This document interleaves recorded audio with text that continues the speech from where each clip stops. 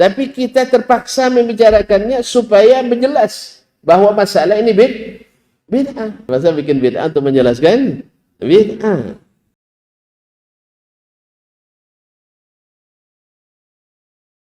Ada pertanyaan? Memang jelas sekali. Memang jelas sekali. Kalau tidak ada tanya berarti jelas sekali. Jadi intinya membicarakan ini bid'ah. Jadi kita sekarang ini bikin iya, kita termasuk bid'ah sekarang nih membicarakan ini. Cuman apa? Karena seperti kalau dulu as-salaf tidak perlu membicarakan ini.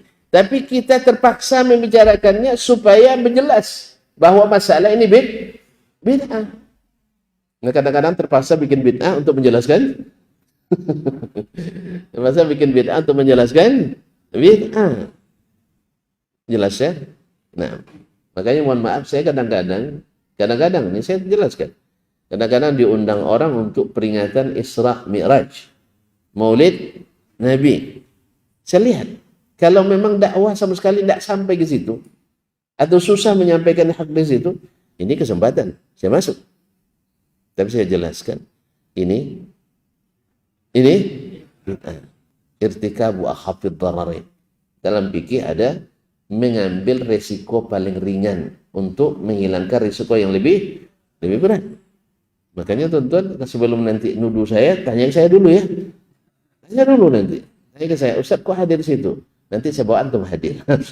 Ya, saya bawa antum hadir nanti. Ya, saya tunjukkan. Inilah sebabnya saya hadir. Kenapa saya hadir?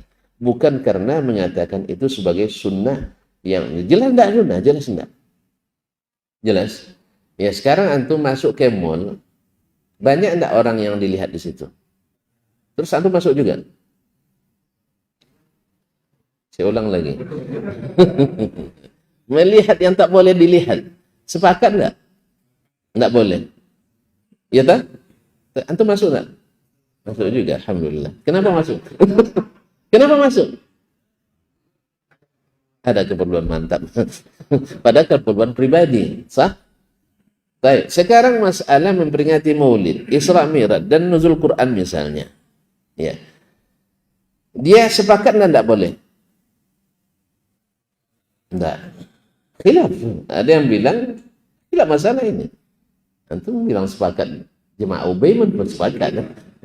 Tapi di kalangan ulama ada yang mengatakan tidak apa-apa, ya, karena yang disebut bid'ah langsung oleh mereka itu perayaan-perayaan yang di dalamnya banyak ritual-ritual yang seperti menghadirkan Nabi SAW. Tapi kalau hanya sekedar ceramah, berapa banyak guru kami tanya di Madinah, kalau hanya sekedar ceramah, sebaiknya juga ditinggalkan. Tapi kalau masalahnya diperlukan, tidak apa-apa pergi.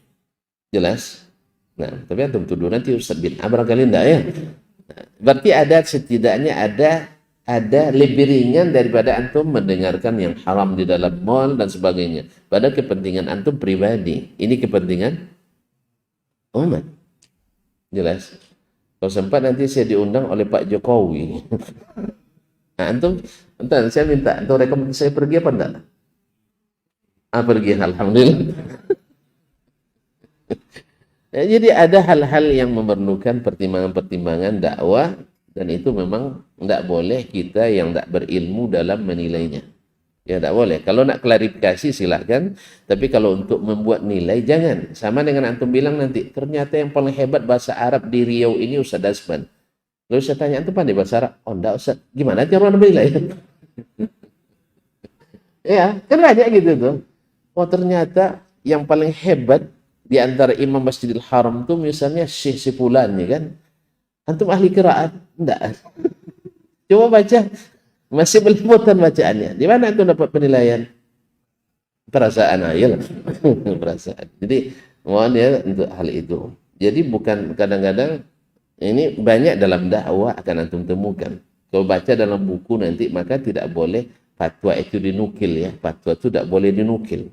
Harus diterapkan sesuai keadaan dan ininya. Dulu banyak. Nanti pernah saya juga ditahzir gara-gara itu.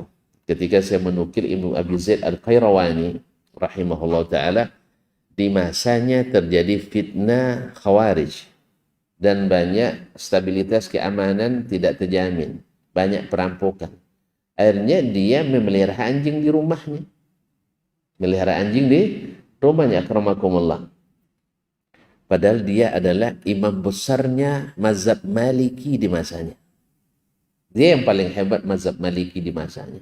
Di Andalus, di Kairouan, masuk di Tunisia sekarang. Lalu ditanya oleh muridnya.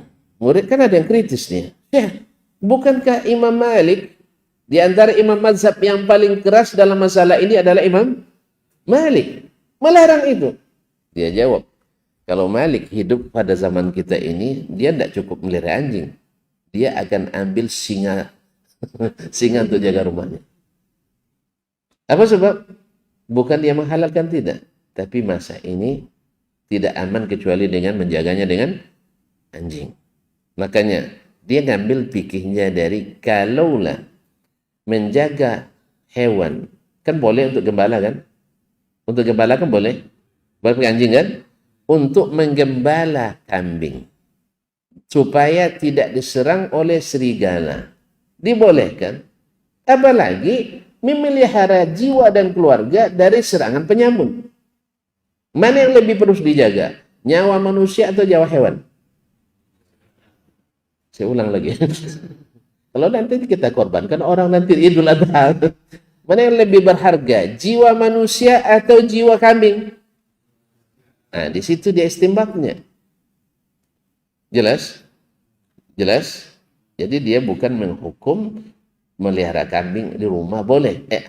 Melihara anjing boleh. Cuman saat ini sebagaimana Allah bolehkan. Padahal kan secara secara logis memelihara anjing untuk gembala kambing. Akhirnya kan kambing kan terbiasa dengan anjing kan? Bersentuhan najis dengan, iya kan? Tapi boleh. Kenapa? Karena ada hajat. Juga misalnya, antum pelihara anjing memelihara kebun, boleh? Melihara kebun? Boleh, alhamdulillah, boleh. Baik, kebun sayur boleh.